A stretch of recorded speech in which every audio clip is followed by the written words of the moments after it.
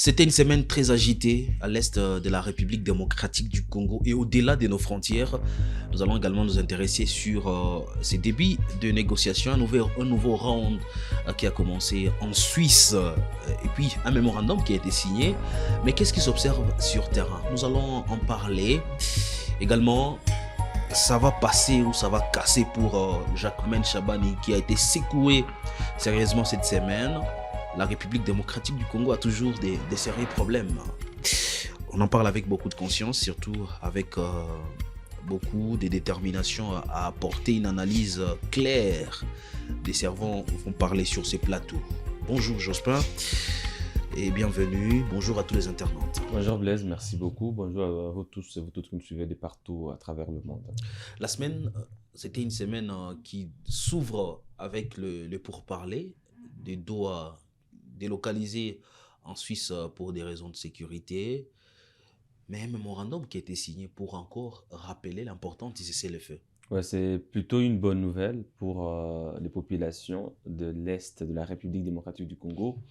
C'est un nouveau mécanisme de suivi de cessez-le-feu qui a été signé entre la partie gouvernementale et la partie AFC M23 en Suisse, qui accueille la suite des pourparlers entamés à Doha au Qatar depuis plus d'une année.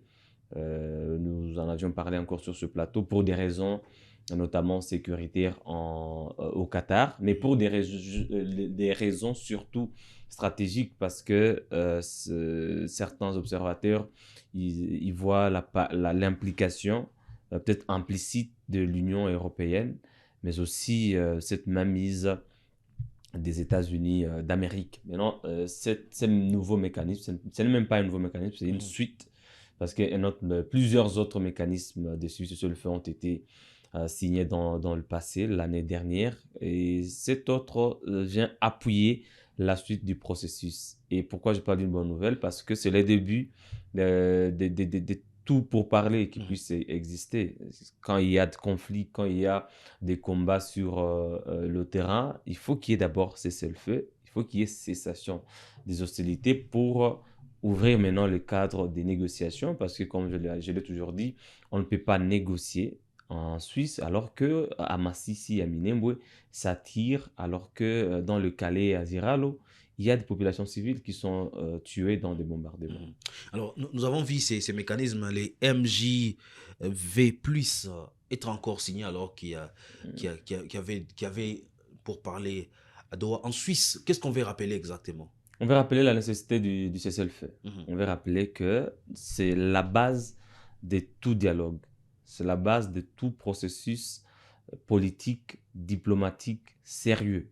On ne peut pas avancer sur un processus politique sans cessation des hostilités. Donc, on veut rappeler les parties en conflit qui a un bémol, qui a un problème, qui a un blocage depuis bien longtemps.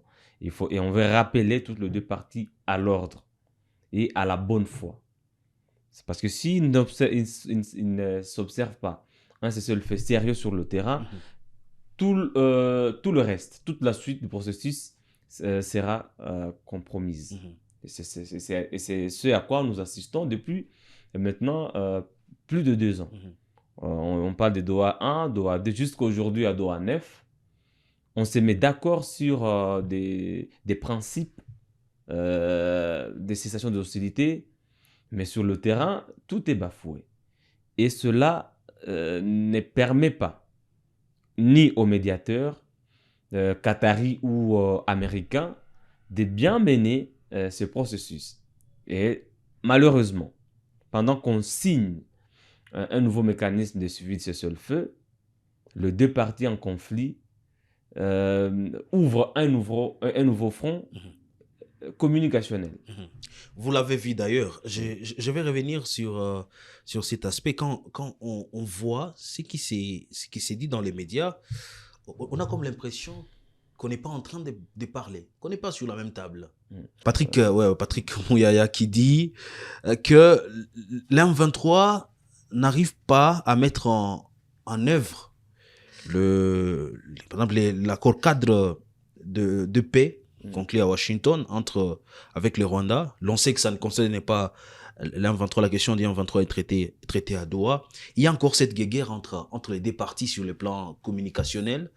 Est-ce qu'on est en train de vivre réellement la vraie négociation, le vrai dialogue? Malheureusement, même les négociations n'ont pas encore commencé. Pour les Congolais qui nous suivent de partout, il faut le savoir. Jusqu'à présent, les négociations, à proprement dit, n'ont pas encore commencé. On fixe encore les bases. Ouais, on est encore sur les bases, les protocoles d'entente, le mécanisme de suivi de cessez-le-feu pour faire le lit aux négociations qui n'ont jamais commencé. Parce qu'il faut rappeler ici, vous veniez de parler de l'accord de Washington, cet accord traite deux principales questions.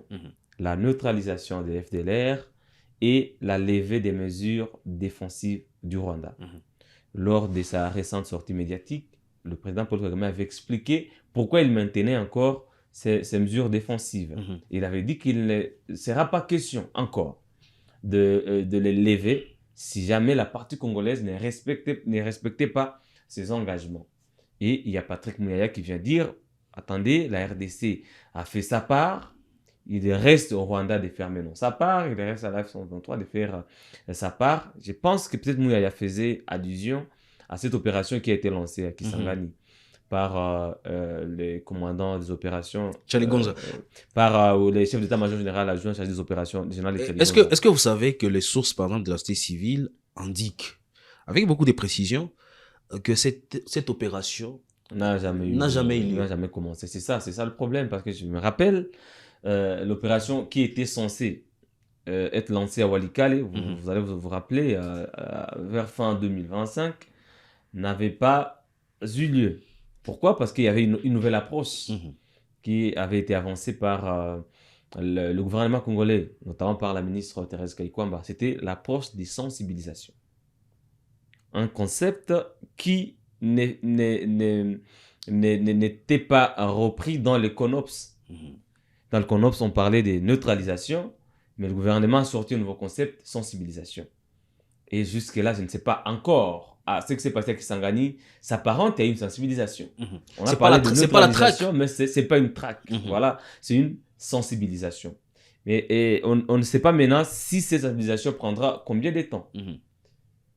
Voilà pourquoi il y a une confusion autour de cette question ou de ces deux questions. Quand le président rwandais aussi évoque ces mesures défensives, ce n'est pas en des termes aussi clairs pour ceux qui sont habitués au narratif de Kinshasa. Parce que bon, Kinshasa parle de retrait de troupes rwandaises. Kigali parle de levée de mesures défensives. Jusque-là, il y a cette petite confusion autour de ces deux concepts-là. Mais le plus important, c'est la mise en pratique des engagements. Que ce soit retrait ou troupes ou levée de mesures défensives. Est-ce que vous avez suivi, à ce sujet d'ailleurs, est-ce que vous avez suivi la réaction du porte-parole du M23, Laurence Kanyuka, d'ailleurs, qu'on a appelé au téléphone et qui nous a répondu quand même que Kinshasa continue encore à avoir des supercheries, qu'il y a encore des FDLR au sein du FARDC, d'ailleurs visibles sur les lignes de front. Ouais, c'est pourquoi moi je ne suis pas de ceux qui pensent qu'il y a deux processus séparés, celui de Washington et celui de Doha. Les deux processus doivent être combinés. Parce que la question qui a plongé la région ou l'Est de la RDC dans cette insécurité depuis 30 ans, ce n'est pas l'activisme de l'F-123. Il y a des questions qui datent d'avant même l'avènement de l'F-123. C'est pourquoi il ne faut pas dissocier les deux parties. C'est notamment l'entrée des FDLR sur le sol congolais en 1994. Et depuis, ces éléments qui n'étaient pas désarmés ont sémé beaucoup de terreur sur le sol congolais. Et c'est ce qui est à la base d'une certaine intervention du Rwanda depuis bien longtemps, en parlant des mesures défensives. Parce que pour le Rwanda, les FDLR constituent une menace existentielle pour le pays, une menace à l'intégrité territoriale de ce pays-là, une menace à la souveraineté du pays. Et le Rwanda s'est dit, il faut mettre des mesures défensives parce que cette menace commence à bénéficier du soutien du pouvoir en place. Et ça risque de devenir une menace sécuritaire sérieuse pour le pays. Maintenant que le l'F-123 contrôle des zones proches du Rwanda, on avait parlé, les autorités de l'F-123 avaient éclairci ou éclairé l'opinion au Qu'il y sujet avait de cette collaboration cette collaboration sécuritaire. sécuritaire, au sujet de la sécurité sur la frontière et tout. On sait de quoi il s'agit aujourd'hui. Mais quand on commence à dissocier les deux processus, on risque de s'éterniser sur des narratifs qui n'impactent pas ou qui n'impacteront pas la résolution du conflit. Je vais revenir sur les deux principales questions dont je parlais, la levée de mesures défensives et la neutralisation des FDLR. Ce sont deux principales conditions aujourd'hui pour qu'il y ait maintenant ouverture d'un bon cadre ou d'un cadre approprié de dialogue entre Congolais. Voilà, d'un cadre qui va résoudre les problèmes internes. Problème entre Congolais. Parce qu'on ne va pas s'éterniser à jeter ou à rejeter des responsabilités à un autre pays. Il faudrait que ça cesse. Il faudrait que le gouvernement congolais sache qu'il y a une question prioritaire. Et c'est celle de neutralisation des FDLR et levée de mesures. Aussitôt cette page est déjà on ne parle plus du Rwanda, on ne parle plus de notre pays, on parle des questions qui concernent les Congolais. On parle de ces causes profondes-là, du cahier des charges de la F-123, on parle des revendications de l'opposition, notamment la mauvaise gouvernance, les problèmes de corruption, les problèmes des musulmans, de l'espace public, de l'exclusion. D'exclusion. Tous ces problèmes-là seront traités entre Congolais. Ce ne sont pas des problèmes qui seront traités à Doha, je ne sais pas, à Washington ou à Genève ou une autre ville suisse. Ce sont des questions qui seront traitées entre Congolais. On peut choisir une ville congolaise ou une ville africaine, pourquoi pas une ville européenne, au choix. Mais il faut d'abord savoir qu'il y a des priorités, il y a des préalables. Il y a des questions qu'il faut traiter en amont avant d'aller vers maintenant. Et je dois vous l'avouer. Pourquoi le processus de Doha a pris beaucoup de temps? C'est parce que les acteurs, surtout congolais et rwandais, pensent qu'il faut traiter les deux questions différemment. Surtout les narratifs. Il faut combiner il ne faut même pas combiner, il faut commencer par ce qui est prioritaire. La neutralisation des FDLR, la levée de mesures défensives, pour qu'il n'y ait pas des alibis, pour qu'on ne parle plus d'un soutien étranger, et patati patata, pour que les questions entre Congolais soient traitées dans un cadre approprié. Parce que, aussi longtemps que nous allons séparer les deux processus, nous risquons d'arriver à un moment où la question de l'F-123 est traitée. Par exemple, la question de l'F-123 est traitée, on commence par la cessation des hostilités, la libération des prisonniers, et puis on va aller dans le fond. Maintenant, des discussions avec les causes profondes du conflit. Crise par crise. Crise par crise, bien sûr. On peut trouver des solutions. Bien sûr, on peut trouver des solutions. Mais si les FDLR sont encore actifs sur le sol congolais, ou alors si les accusations du Rwanda selon lesquelles les FARDC coalisés avec les FDLR persistaient, le Rwanda ne lèvera jamais ses mesures défensives. Alors, pendant une minute, on va parler d'une autre question. Est-ce que la sécurité, ça va? Pourquoi je pose cette question? Il y a un député qui nous a rappelé que ça ne marchait pas sur le plan sécuritaire. Il a interpellé le ministre de l'Intérieur. Aujourd'hui, la question semble être étouffée. Voilà, pendant quelques minutes en tout cas. Ce que les Congolais doivent savoir, c'est que cette motion-là de défiance contre le ministre de l'Intérieur, Jacques Chabani, ne concerne pas ce processus dont nous parlons ici, Washington, de Doha et tout. C'est une autre question. C'est une question d'abord qui a fait la une la semaine d'ailleurs. Oui, c'est une question d'insécurité urbaine, de criminalité urbaine, en commençant par Kinshasa, la capitale, où on tire sur des citoyens inoffensifs en plein jour, où on kidnappe des personnes, où on peut braquer des banques en plein jour. Pensez pièce à notre consoeur Jemima de la RTNC qui a perdu la vie aussi à Kinshasa. C'est ça, c'est de ça qu'il s'agit. Maintenant, dire qu'aujourd'hui, d'abord, le territoire, ou les 145 territoires, parce que c'est Jacques Chabani qui gère la territoriale. Dire que les 145 territoires congolais sont sécurisés aujourd'hui, ça serait un mensonge pur. Donc, même Kinshasa n'est pas sécurisé. Alors, je ne vois pas pourquoi un député, un parlementaire qui initie une motion doit être d'abord traité comme s'il n'avait pas joué son rôle de député. Le rôle du député, c'est le contrôle parlementaire, c'est la proposition des lois. Mhm. Mais cette législature, on ne comprend pas c'est quoi le rôle du député. Ils sont juste là comme des affairistes, il n'y a pas de proposition de loi sérieuse, il n'y a pas de contrôle parlementaire. Un député qui ose d'effectuer ou d'exercer un contrôle parlementaire, il est exclu de son parti, il est exclu Que de dit la son loi? cré- Que dit la loi?